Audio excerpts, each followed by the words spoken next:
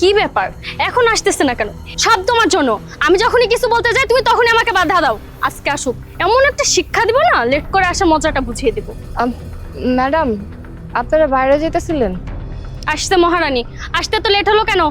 Madam, আমার না coaching ছিল, যার কারণে আমি কোচিংটা শেষ করে এখানে আইছি।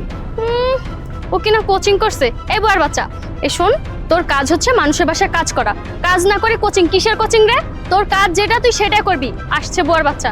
এই শোন, আমরা কয়েকদিন বাসায় থাকবো না, বাসাটা ভালো মতো দেখে রাখবি, একটা জিনিস যেন চুরি না হয়। ম্যাডাম, আপনারা বাইরে যেতেছেন ঠিক আছে, কিন্তু স্যার ম্যাডাম, আমি তো আপনাকে বাড়িতে থাকতে পারবো না।